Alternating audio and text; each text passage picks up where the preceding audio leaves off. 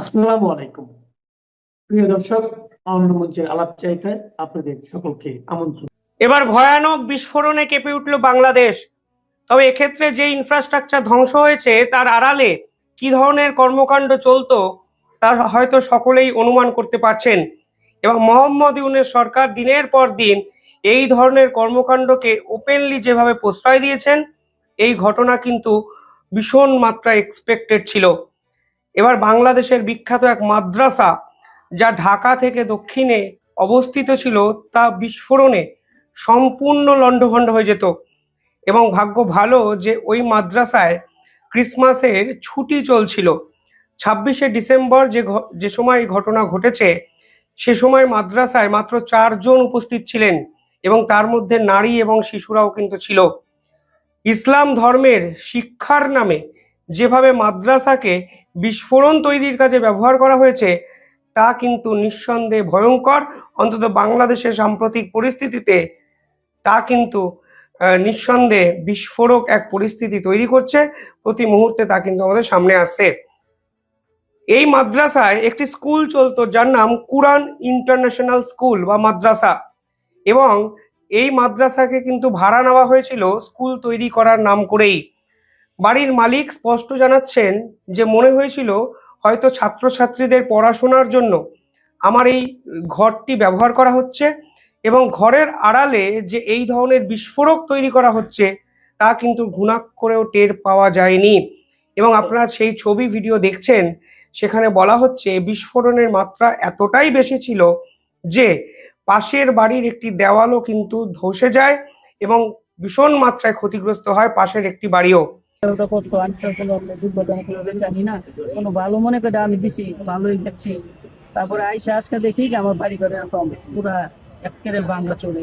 এখানে বলা হচ্ছে যে শুধুমাত্র দেওয়াল নয়, সেই মাদ্রাসার ছাদ উড়ে গেছে, একাধিক পাশের যে লাগোয়া যে ইনফ্রাস্ট্রাকচারগুলো আছে সেগুলো ধ্বংস হয়ে গেছে।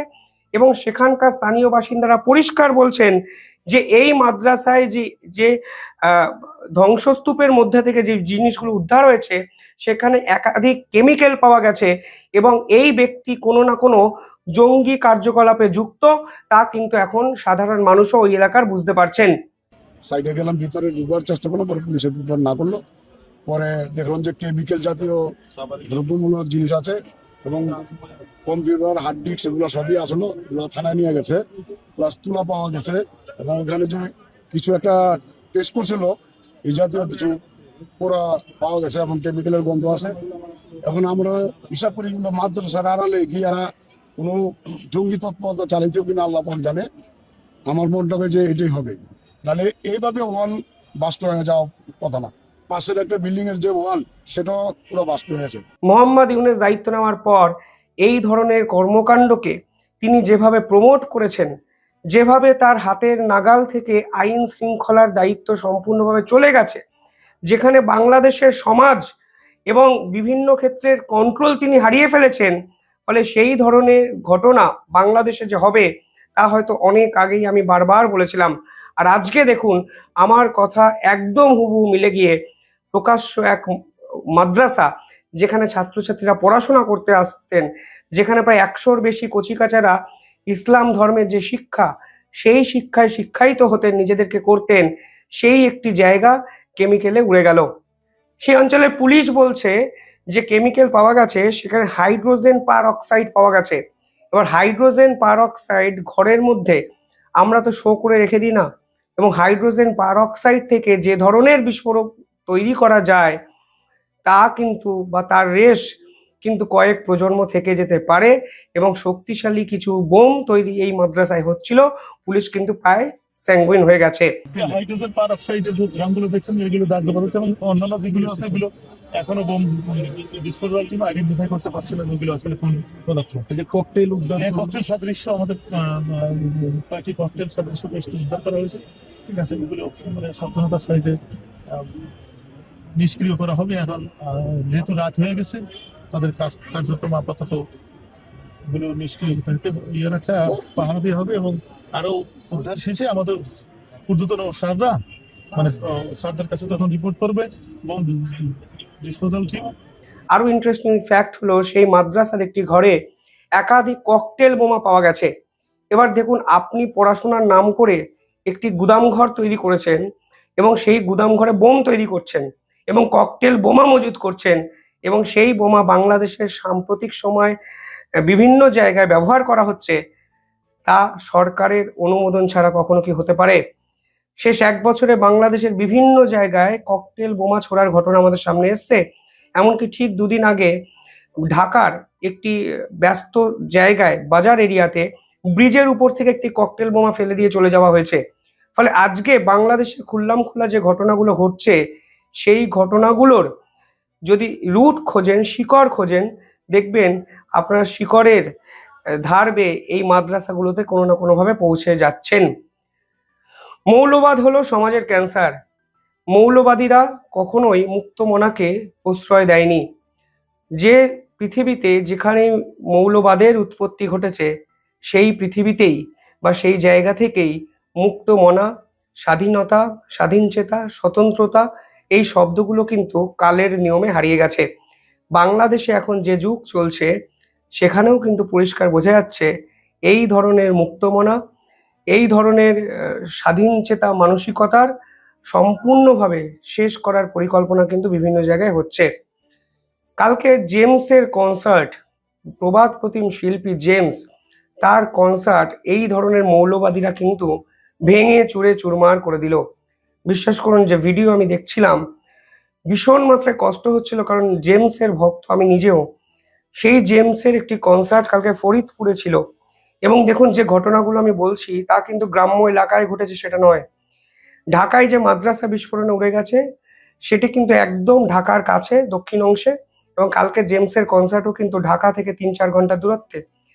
সেখানে জেমস মঞ্চে ওঠার আগেই মৌলবাদীরা মঞ্চ কোনো কারণ ছাড়াই গুড়িয়ে দেয় এবং কিছু ছাত্রছাত্রী বাধা দেওয়ার চেষ্টা করলেও তাদের বাধা কিন্তু এই মৌলবাদীদের থামাতে পারেনি। এই মৌলবাদীরা আসলে চায়টা কি? তারা বোরখা সংস্কৃতি ফিরিয়ে আনতে চায়, তারা শরিয়াত আইনের প্রতিষ্ঠা করতে চায়, তারা চায় বাংলাদেশে সঙ্গীত চর্চা হবে না, তারা চায় বাংলাদেশের সংস্কৃতি মনস্ক কোনো ব্যক্তি আর থাকবে না। তারা এই জন্য ছায়ানটকে সম্পূর্ণভাবে গুড়িয়ে দিতে পারে, তারা একের পর এক কাব্যগ্রন্থকে পুড়িয়ে দিতে পারে, একের পর এক সঙ্গীতের বাদ্যযন্ত্রকে গুড়িয়ে দিতে পারে, ঢাক, হারমোনিয়াম, গিটার সমস্ত কিছু ভেঙে চুরে চুরমার করে দিতে পারে। তারা উদীচীর মতো একটি সংস্কৃতি প্রবণ এলাকা সম্পূর্ণভাবে ধ্বংসস্তূপে পরিণত করতে পারে। এবং এবার দেখুন, প্রকাশ্যে শিল্পীর উপরে আঘাত তারা আনলো, যেখানে শিল্পীর একটি কনসার্ট, স্টেজ, বাদ্যযন্ত্র সম্পূর্ণভাবে বিনা প্ররোচনায় গুড়িয়ে দেওয়া হলো বাংলাদেশে। এবং বিশ্বাস করুন, এর থেকে দৈন্য দশা আমি সাম্প্রতিক সময় কোনো দেশের দেখিনি।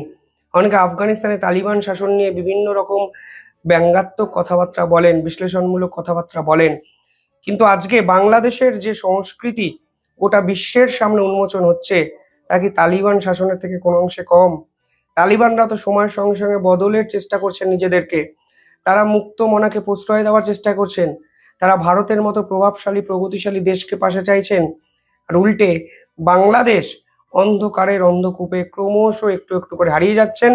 মনে হচ্ছে না একবিংশ শতকে এই দেশটি আর আছে। তারা ক্রমশ সামনের দিকে তাকিয়ে পিছন দিকে হেঁটে যাচ্ছেন। শরিয়াত আইন, শরিয়াত শাসন ফেরানোর জন্য যেভাবে মুক্ত মনাদের উপর আক্রমণ বাংলাদেশে হচ্ছে, তা আসলে একটা দেশের কফিনের শেষ পেরেকটি পুঁতে দেওয়ার জন্য যথেষ্ট। সেই ভিডিও আপনারা দেখছেন, সেই ছবি আপনারা দেখেছেন দিনভর কালকে, এবং আলটিমেটলি মোহাম্মদ ইউনূস সরকার এই পুরো বিষয়ে মুখে কুলু পেটেছেন এবং বাংলাদেশের কোনো মিডিয়া এই বিষয়গুলো প্রচারও করছে না। কারণটা খুব স্বাভাবিক, তারা ভারতের কোনো সংযোগ এই ঘটনার সঙ্গে খুঁজে পাচ্ছে না, ভারতের উপর দায় চাপানোর জায়গাতেও তারা আর নেই। এবার এক দুর্ধর্ষ অপারেশনে 3 জন বাংলাদেশিকে হাতে নাতে আটক করলো উত্তরপ্রদেশ পুলিশ। এবং এই পুরো ঘটনাটার গুরুত্ব বেড়ে যায়, কারণ উত্তরপ্রদেশ পুলিশ এবার ভারতীয় রেল থেকে এই 3 জনকে হাতে নাতে আটক করেছে। যে তথ্য আমাদের সামনে এসছে, সেখানে বলা হচ্ছে 3 জন বাংলাদেশি যুবক ক্রান্তি এক্সপ্রেসে ট্রাভেল করছিল এবং তারা আটক করার পর স্বীকার করেছে যে তারা অনুপ্রবেশকারী হিসাবে ভারতবর্ষে ঢোকেন এবং আসাম থেকে দিল্লি যাওয়ার চেষ্টা করছিল এবং দিল্লি থেকে এদের পরবর্তী গন্তব্য ছিল কাশ্মীর। এবং কাশ্মীরে কেন যাচ্ছিল এই অবৈধ বাংলাদেশিরা, সেটাই এখন এই মুহূর্তে সব থেকে বড় প্রশ্ন। ইম্পর্টেন্ট বিষয় হলো, এত বিতর্কের পরেও এরা কিন্তু খুব সহজে অনুপ্রবেশকারী হয়ে ভারতবর্ষে ঢুকে যাচ্ছেন, কখনো আসাম, কখনো বাংলাদেশ, কিংবা কখনো ত্রিপুরার বর্ডার দিয়ে দিল্লি এবং দিল্লি থেকে ভারতবর্ষের বিভিন্ন স্থানে ছড়িয়ে পড়ছেন। এত সাহস ওদেরকে যোগাচ্ছে, মানে ভারতীয় ট্রেন বা রেলে খুব সহজে উঠে পড়ে একটি জায়গা থেকে যে অন্য জায়গায় যাওয়া যায়, এই যে অবাধ আত্মবিশ্বাস, এই আত্মবিশ্বাসের মূলে ঠিক কারা, এই প্রশ্ন কিন্তু কালকে দিনভর উঠল। উত্তরপ্রদেশের পুলিশ কালকে এই বিষয়ে একটি সাংবাদিক সম্মেলন করেন এবং তারা বলেন, এই যুবকদের জেরার পর জানা যায় যে তারা বাংলাদেশি এবং তারা জেরায় স্বীকার করেছেন যে তারা আসাম হয়ে কাশ্মীর যাওয়ার চেষ্টা করছিলেন। এবার কাশ্মীরে তারা ঘুরতে যাচ্ছিলেন এই সম্ভাবনা হয়তো নেই, আপনারা বুঝতেই পারছেন। যদি ঘোরার জন্য ভারতে আসতেন তাহলে নির্দিষ্ট document, proper validation, visa, passport, সমস্ত সরকারি পদক্ষেপ অতিক্রম করেই তারা ভারতবর্ষে আসতেন। কিন্তু কাশ্মীরে তারা কিসের জন্য যাচ্ছেন এবং বাংলাদেশ থেকেই বা কোন উদ্দেশ্যে ভারতে এসছেন, সেটাই কিন্তু এখন ভারতের গোয়েন্দাদের কাছে সব থেকে ইম্পর্টেন্ট বিষয়। পুলিশ পরিষ্কার জানাচ্ছেন, মানে রেলওয়ে পুলিশ, যে তারা আইবি কে এই পুরো বিষয়টা জানিয়েছেন। মানে ইন্টেলিজেন্স ব্যুরো, তদন্তকারী অফিসার, গোয়েন্দা দপ্তর সবাই কিন্তু এই বিষয়টায় ঢুকে গেছে, কারণ কাশ্মীরে তারা যেতে চাইছিলেন এবং ভারতীয় ট্রেনে কিভাবে তারা উঠলেন, কে তাদের টিকিট করে দিল, লোকাল সাপোর্ট তাদের কে দিল, সমস্ত কিছু কিন্তু এখন আতশ কাচের তলায় পরিষ্কারভাবে আমাদের সামনে অনেক তথ্য নিয়ে আসবে। कुछ 3 व्यक्ति संदिग्ध हैं, जिसमें 2 युवक हैं और एक युवती है। इस सूचना पर रेलवे सुरक्षा बल टीम द्वारा उन लोगों को यहां कानपुर सेंट्रल स्टेशन पर उतारा गया। शुरुआती दौर में पूछताछ में कुछ संदिग्ध और भाषा का अंतर होने के कारण इस बात की सूचना राजकीय रेल पुलिस, आईबी और अन्य एजेंसियों को दी गई।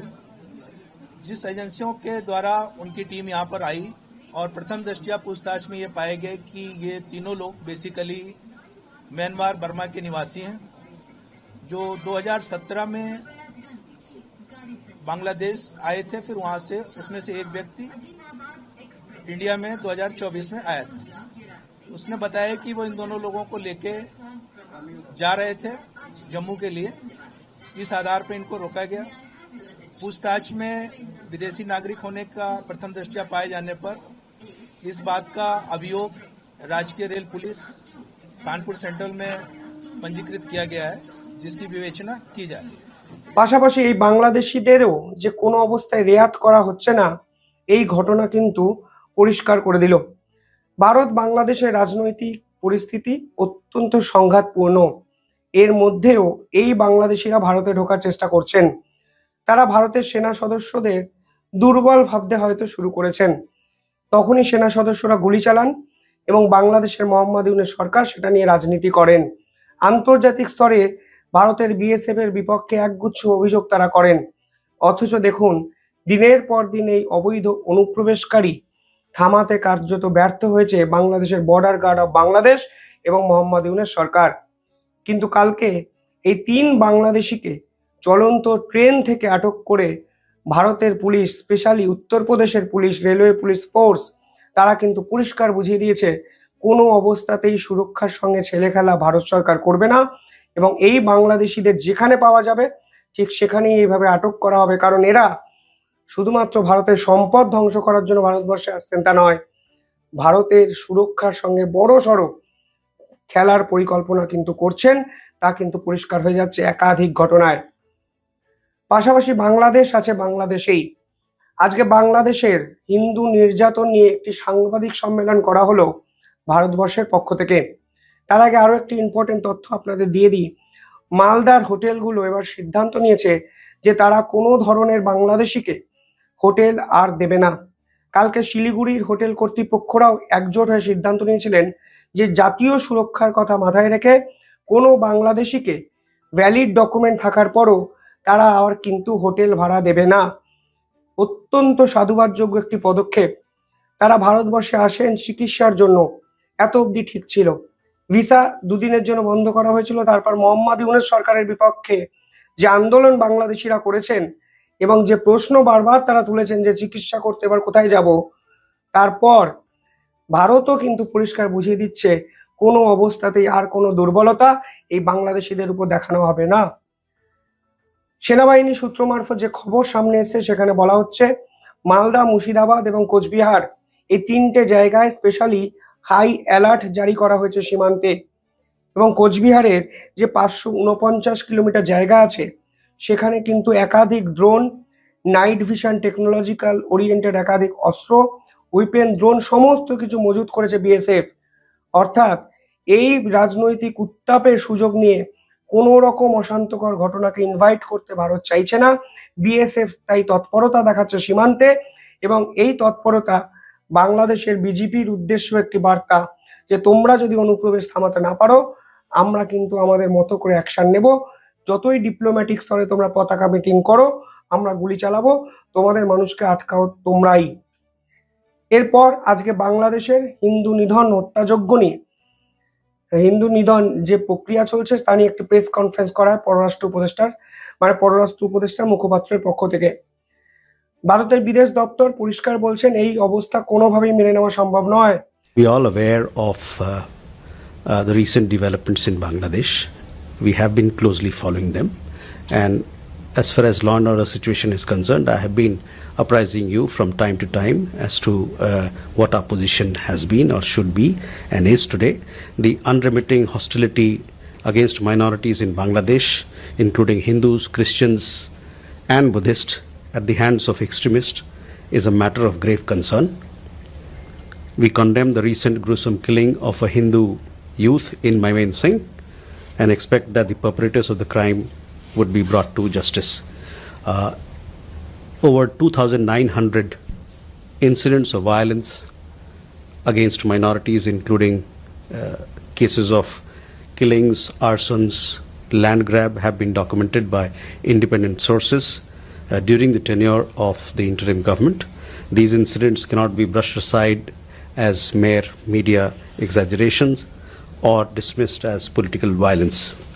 প্রসঙ্গত দীপু দাস হত্যাকাণ্ডের পর কালকে আরো এক হিন্দুকে কিন্তু পিটিয়ে মারা হয়েছে বাংলাদেশে, এবং যেভাবে পিটিয়ে মারা হয়েছে তা অত্যন্ত ন্যাক্কারজনক, এবং পুরো অবস্থাটি আজকে বাংলাদেশের সংখ্যালঘু সম্প্রদায়ের মনে আতঙ্কের সৃষ্টি করেছে। মোহাম্মদ ইউনূস সরকার জানতেন ভারত সহ আন্তর্জাতিক শক্তিগুলো কড়াভাবে নিন্দা করবে, কারণ দীপু দাস হত্যাকাণ্ডকে বাংলাদেশ সরকার একটি বিচ্ছিন্ন ঘটনা বলে চালানোর চেষ্টা করেছিল, কিন্তু এক্ষেত্রে তারা তা পারবে না। ফলে তড়িঘড়ি তারা একটি প্রেস রিলিজ করে এবং যাকে হত্যা করা হয় সেই হিন্দু যুবককে বাংলাদেশের শীর্ষ সন্ত্রাসী এই অভিধানে আখ্যায়িত করা হয়, যা কিন্তু নজিরবিহীন।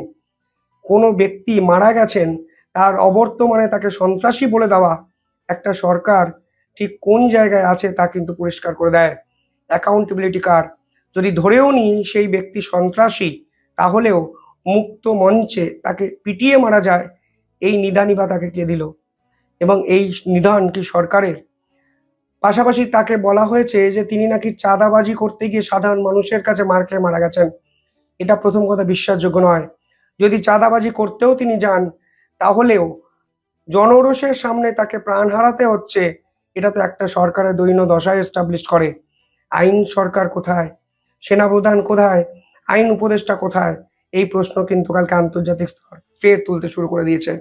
আর এই প্রেক্ষাপটে দাঁড়িয়ে 3 জন বাংলাদেশি যুবক আজকে ভারতের হাতে আটক হলেন, এবং চলন্ত ট্রেন থেকে তাদের যেভাবে ভারতের পুলিশ গ্রেফতার করলেন তা কিন্তু মোহাম্মদ ইউনূসের কাছে কড়া বার্তা যে ভাই তোমরা তোমাদের মানুষকে আটকাও, কিসের জন্য আমাদের দেশে আসছে? তোমরা তো বলেছিলে অনুপ্রবেশকারী সমস্যাই নেই, তাহলে এরা কারা? এরা কি তোমার দেশের কোন এজেন্ট? বিজয় দিবসের ভাষণেও জাতির উদ্দেশ্যে ইউনূস আওয়ামী লীগকে মুছে দেওয়ার কথা বলেছেন তারা নাকি আর ফিরবে না। একজন শান্তিতে নোবেল বিজয়ীর ভাষা ব্যবহারের এরকম ভয়ঙ্কর রূপ এর আগে কোনো নোবেল বিজয়ীর মুখে শুনেছেন কিনা দয়া করে কমেন্ট করে জানাবেন। এই ইউনূসের আওয়ামী লীগ মুছে দেওয়ার চেষ্টাটা ইতিহাস থেকে মুছতে গেলে যে পরিমাণ সময় এবং শ্রম দরকার, ইউনূস মহাজনের হাতে সে সময়ও নেই, সে শক্তিও তার অবশিষ্ট নেই। আর সে কারণেই তিনি ইতিহাসে শুধু নাম লেখাবেন একজন আওয়ামী লীগকে নিশ্চিহ্ন করার ব্যর্থ চেষ্টাকারী হিসাবেই। তার বাকি সব অর্জন যাবে অতলে হারিয়ে। বাংলাদেশের ক্ষমতার কাঠামো, নির্বাচনী বৈধতা, রাষ্ট্রের ভবিষ্যৎ দিক নির্দেশ সবকিছু ঝুলে আছে একটি মাত্র প্রশ্নে: ডক্টর মোহাম্মদ ইউনূস কি সত্যি আওয়ামী লীগের রাজনৈতিক অস্তিত্ব মুছে দিতে চান, নাকি তিনি এমন এক প্রক্রিয়া শুরু করেছেন যার পরিণতি কোনো পক্ষই শেষ পর্যন্ত নিয়ন্ত্রণ করতে পারবে না? তিনি আওয়ামী লীগ বিরোধী, এটা সত্য, কিন্তু এই সত্যের অপর পিঠ তো তিনি দেখাচ্ছেন না। কারণ সে পিঠে লেখা আছে তিনি একজন অবৈধ শাসক, তার ক্ষমতার বৈধতা নেই, তিনি নির্বাচিত নন। তাই যে পদ্ধতিতে কেবলমাত্র তার ব্যক্তিগত রোষের কারণে আওয়ামী লীগকে নিষিদ্ধ করতে চাইছেন, সেটা তো স্বৈরাচারের পথ, ফ্যাসিস্টের পথ। নির্বাচনে আওয়ামী লীগকে সুযোগ দিয়ে তিনি জনমত যাচাই বা ব্যালটের পথ ধরে এগোচ্ছেন না দলটিকে নিষিদ্ধ করার জন্য। তিনি এগোচ্ছেন নির্বাহী আদেশ বা দল নিষিদ্ধকরণ, কার্যক্রম স্থগিত, প্রার্থী অযোগ্য ঘোষণা, এ ধরনের প্রশাসনিক সিদ্ধান্তের মাধ্যমে। আর এখানেই মূল সংকটটা। অন্যায়, ভুল এবং রাষ্ট্রদ্রোহিতার অপরাধ তিনি করছেন, যে অপরাধকে কেউ কোনোদিন ক্ষমা করতে পারবে না। পৃথিবীর কোনো সংস্থাই, কোনো আদালত ইউনূসকে এই পাপের শাস্তি থেকে বাঁচাতে পারবে না। বিষয়টা পরিষ্কার করে বলি আপনাদের একটু। আওয়ামী লীগকে নির্বাচনের বাইরে রাখতে যে প্রচেষ্টা এখন প্রকাশ্য, সেটি কোনো রাজনৈতিক প্রতিযোগিতার মধ্যে দিয়ে নয়, বরং ক্ষমতার বর্তমান বিন্যাস ব্যবহার করে। নির্বাচনের আগে শীর্ষ প্রশাসনিক নেতৃত্ব তথা জাতির উদ্দেশ্যে ভাষণেও ইউনূস যে ভাষার কথা বলেছেন, ফ্যাসিস্ট শক্তি ফিরতে পারবে না, তাদের জায়গা নেই, অস্তিত্ব থাকবে না, এসব সরাসরি রাজনৈতিক নিষেধাজ্ঞার ভাষা। শত্রু তৈরি করে রাজনীতি করা নতুন কিছু নয়, কিন্তু রাষ্ট্রীয় ক্ষমতা দিয়ে শত্রু মুছে ফেলতে চাওয়ার চেষ্টা টেকসই হয় না, কারণ এর পরিণতি শুধু প্রতিপক্ষকে হুমকি দেয় না, রাষ্ট্রের নিজের স্থিতিকে অস্থির করে তোলে, অস্থিতিশীল করে তোলে। এখানে আরো একটি বিষয় চোখে পড়ার মতো, ইউনূস সরকারের বয়ানে আওয়ামী লীগ শুধু প্রতিদ্বন্দ্বী হিসেবে নয়, রাষ্ট্রের জন্য নাকি হুমকি তিনি বলছেন, বা হুমকি হিসাবে উপস্থাপন করা হচ্ছে আওয়ামী লীগকে। ইনকিলাব মঞ্চ নেতা হাদির উপর হামলার ঘটনাকে তিনি বাংলাদেশের অস্তিত্বের উপর আঘাত হিসেবে বর্ণনা করেছেন। এটা রাজনৈতিক ভাষা, কারণ হাদির উপর আওয়ামী লীগ হামলা করেছে তার কোনো প্রমাণ নেই, বরং উল্টো আওয়ামী লীগ করতো, আওয়ামী লীগের লুঙ্গির নিচে থাকা, মানে ছাত্রলীগের লুঙ্গির নিচে থাকা যে ছাত্রলীগ পরিচয়ের কথা বলা হচ্ছে, মানে সম্ভাব্য খুনি হিসাবে তাকে হায়ার করেছিল জামায়াত বা জামায়াত শিবির। যে মুহূর্তে কোনো দলকে আপনি অস্তিত্ব বিনাশী হুমকি হিসেবে দেখাবেন, তখন তাকে নিষিদ্ধ করার যৌক্তিকতার পথ আপনি তৈরি করবেন। জনগণ তো সেটা মানবেন না, কারণ তাতে জনগণের অংশগ্রহণ নেই। ইউনূসের একক সিদ্ধান্তে এটা করার চেষ্টা হচ্ছে। ইউনূসের নির্বাহী ক্ষমতা হয়ে উঠছে তার একক রাজনৈতিক সিদ্ধান্ত, তাই না? কিন্তু প্রশ্ন হলো, রাষ্ট্র কি কোনো দলকে এভাবে শূন্যে নামিয়ে আনতে পারে? আওয়ামী লীগের যত ভুলই থাকুক, দেশের রাজনীতিতে তাদের শিকড় গভীর। তারা কারো নির্বাহী আদেশে জন্ম নেয়নি, তাই কারো নির্বাহী আদেশে তাদের মুছে ফেলা সম্ভব না। এটা এক ধরনের অতিরিক্ত আত্মবিশ্বাস, এমনকি বাস্তব বিমুখ ধারণা। এটা ইউনূস বুঝতে পারছে। যেসব রাষ্ট্র এ ধরনের প্রকল্প নিয়েছিল, ইতিহাস বলছে বিপরীত ফল হয়েছে তার। দল নিষিদ্ধ হয় কিন্তু সমর্থন থাকে, সংগঠন ভেঙে যায় কিন্তু পরিচয় টিকে থাকে, আর পরিচয়ই শেষ পর্যন্ত ফিরে এসে রাষ্ট্রকে অস্থিতিশীল করে তোলে। এখন যে পরিস্থিতি তৈরি হচ্ছে, তার রাজনৈতিক হিসাবটা সহজ নয়। আওয়ামী লীগকে সরিয়ে দিলে নির্বাচনী মাঠ কি খালি হয়ে বিএনপির জন্য সহজ হবে? বাস্তবতা তো অন্য কথা বলে।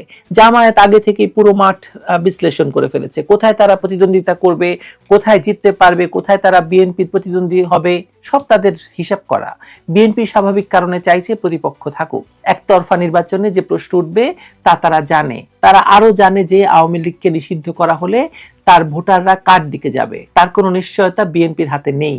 বরং মাঠ যত ভাঙবে তার সুবিধা নেবে জামায়াতের মতো সংগঠিত ধর্মভিত্তিক দলগুলো। ইউনূস সরকার হয়তো ভাবছে আওয়ামী লীগকে বাদ দিলে তারা একটি পরিষ্কার রাজনৈতিক মাঠ তৈরি করতে পারবে, আওয়ামী লীগ মুক্ত, যেখানে তাদের ঘনিষ্ঠ দলগুলো বা তারা যাদের গ্রহণযোগ্য মনে করে তারা টিকে থাকবে এবং এদের নিয়ে একটি নির্বাচন সেরে ফেলে ইউনূস দেশের ভেতরে থাকা তার 50,000 কোটি টাকা নিয়ে বাকি জীবন বিদেশে সুখে শান্তিতে কাটিয়ে তিনি মারা যাবেন। কিন্তু এখানে বড় ভুলটা হচ্ছে বাংলাদেশের রাজনীতি কখনোই নির্বাহী পরীক্ষাগারে সংরক্ষিত কোনো প্রকল্প নয়। এখানে দল টিকে থাকে মাঠে, সংগঠনে, মানুষের মনে।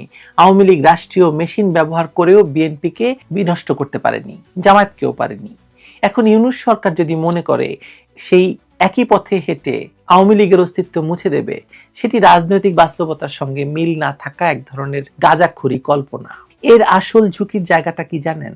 দল নিষিদ্ধ করে দেওয়ার ফলে নির্বাচনের আগেই অস্থিরতা বাড়ছে, নির্বাচনের পরে আরো বাড়বে, কারণ তখন নির্বাচনী বিশ্বাসযোগ্যতা নিয়ে প্রশ্ন উঠবে, আন্তর্জাতিক চাপ বাড়বে, অভ্যন্তরীণ বিভাজন তীব্র হবে, মানুষ ভোট দিতে গেলেও তারা জানবে প্রতিযোগিতা অসম, তাদের প্রিয় দল নেই। এর প্রভাব শুধু ফলাফলে নয়, ফলাফলের গ্রহণযোগ্যতায় পড়বে। যেসব দেশ এরকম একপক্ষীয় নির্বাচন করেছে সেগুলোর পরিণতি খুবই পরিচিত। দীর্ঘমেয়াদী অস্থিরতা, অবিশ্বাস, বারবার ক্ষমতার বৈধতা নিয়ে প্রশ্ন। ইউনূস সরকারের বক্তব্য আর বাস্তব রাজনীতির দূরত্বটা আসলে এখানেই। তিনি বলছেন দেশের মানুষ আওয়ামী লীগকে ছাড়া নির্বাচন চায়। প্রশ্ন হলো কোন জনগোষ্ঠী, কোন জরিপে, কোন তথ্যের ভিত্তিতে? যে দেশে বড় দুই দলের মিলিত ভোট সর্বদাই 70% বেশি, সেখানে কোনো দলকে বাদ দিলে মানুষের রাজনৈতিক পছন্দ স্বয়ংক্রিয়ভাবে বদলে যায়, অর্ধেক থাকে না, তাই না? বরং মানুষ হয় ভোট দেবে না, নয়তো সহিংস হয়ে উঠবে, প্রতারিত হবে। ভাবুন তো তাতে সবচেয়ে বেশি কার লাভ, কার আবার জামায়াতের? এর প্রভাব কেবল নির্বাচনে সীমাবদ্ধ থাকবে না। দীর্ঘমেয়াদে আওয়ামী লীগকে নিষিদ্ধ করলে তারা আন্ডারগ্রাউন্ড রাজনীতিতে চলে যাবে, ঠিক যেমন 75-এর পরে তারা গিয়েছিল। এখনকার পরিস্থিতি আরো একভাবে বিপজ্জনক। 3টি সম্ভাব্য মেরুকরণ তৈরি হচ্ছে, বিএনপি, জামায়াত এবং নতুন প্ল্যাটফর্মগুলো। বিএনপি যতটা আশা করছিল মাঠ তাদের নিয়ন্ত্রণে থাকবে, এখন ততটাই তারা বুঝতে পারছে বাস্তবতা ভিন্ন। জামায়াত সংগঠিত, কৌশলী এবং বহু ক্ষেত্রে বিএনপির চেয়ে বেশি স্থিতিশীল। তারা ক্ষমতার লোভ কম দেখাচ্ছে, মাঠে কম বিরোধ তৈরি করছে এবং ধীরে ধীরে নিজেদের গ্রহণযোগ্যতা বাড়াচ্ছে।